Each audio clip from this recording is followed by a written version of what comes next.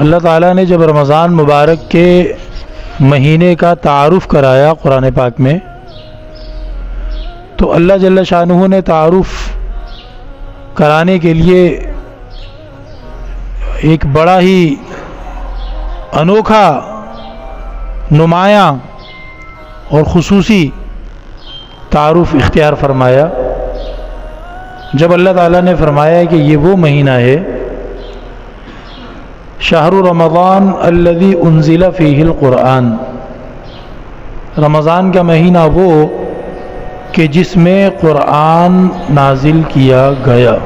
بھئی اللہ تعالیٰ یہ بھی کہہ سکتے تھے رمضان کا مہینہ وہ کہ جس میں روزے فرض کیے گئے۔ اللہ تعالیٰ یہ بھی فرما سکتے تھے رمضان کا مہینہ وہ کہ جس میں گناہ معاف کر دیے جاتے ہیں۔ اللہ تعالیٰ یہ بھی فرما سکتے تھے رمضان کا مہینہ وہ کہ جس میں اللہ کی شروع کے 10 دنوں میں رحمت اترتی ہے، یا یوں کہہ دیتے کہ وہ کہ جس مہینے کے درمیانے 10 دنوں میں مغفرت ملتی ہے، یا فرما دیتے وہ مہینہ کہ جس میں ایک رات شب قدر کی آتی ہے۔ وہ تعارف تو اچھے اچھے رمضان مبارک کے بہت سارے ہیں نا۔ اللہ رب العزت نے رمضان کا جو تعارف اختیار فرمایا ہے، الذی انزل فیہ القرآن، فرمایا کہ یہ وہ مہینہ ہے کہ جس میں قرآن کریم کو نازل کیا گیا۔ تو اس سے مجھے اور آپ کو فرض عبادتوں کے علاوہ، فرض اور سنت عبادتوں کے علاوہ، فرض عبادت جیسے کہ 5 وقت کی نماز، اور سنت عبادت جیسا کہ 20 رکعت نماز با جماعت تراویح، فرض عبادتوں اور سنت عبادتوں کے علاوہ اب یہ سارے کا سارا مہینہ قرآن کا ہے۔ اس طرف میری اور آپ کی توجہ کرانی مقصد ہے۔ فرض اور سنت عبادتوں کو اہتمام سے، فکر اور ذمہ داری سے، پابندی سے پورا کرو، اور اس کے علاوہ جو کوئی صبح، دوپہر یا شام جو کوئی گھنٹہ یا منٹ تمہیں نصیب ہوتا ہے، اس میں قرآن کریم کی تلاوت کے ساتھ جڑ جاؤ۔ بس صبح قرآن، دوپہر قرآن، شام قرآن، قرآن پاک کی بھرپور تلاوت ہو، خوب تلاوت ہو۔ یہ تو ہے ہی قرآن کا مہینہ، الذی انزل فیہ القرآن۔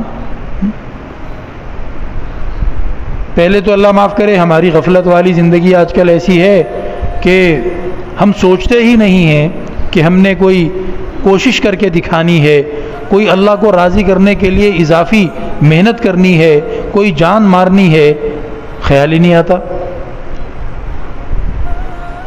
اور اللہ کے کچھ نیک بندے ہیں جنہیں خیال آ جاتا ہے تو وہ ادھر ادھر یاروں دوستوں میں پوچھتے پھرتے ہیں کہ جی رمضان مبارک کے لیے کوئی وظیفہ بتا دیں، جو وظیفہ ہم رمضان میں پڑھیں تو ہمارا فلاں کام جو ہے وہ سیدھا ہو جائے۔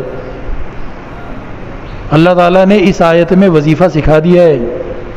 ارے بھائی، رمضان کا سب سے بڑا وظیفہ قرآن مجید کی تلاوت، قرآن مجید کے ساتھ دوستی لگانے کا مہینہ ہے یہ۔ اللہ تعالیٰ نے قرآن کے علاوہ بھی بعض مشہور نبیوں پر جو وحی نازل کی، جو کتابیں اتاری، وہ کتابیں رمضان مبارک میں نازل ہوئیں۔ تورات، زبور اور انجیل بھی رمضان میں نازل ہوئی ہیں۔ حضرت ابراہیم علیہ السلام کو جو لکھے ہوئے صحیفے اللہ نے دیے تھے، وہ بھی رمضان میں عطا فرمائے تھے۔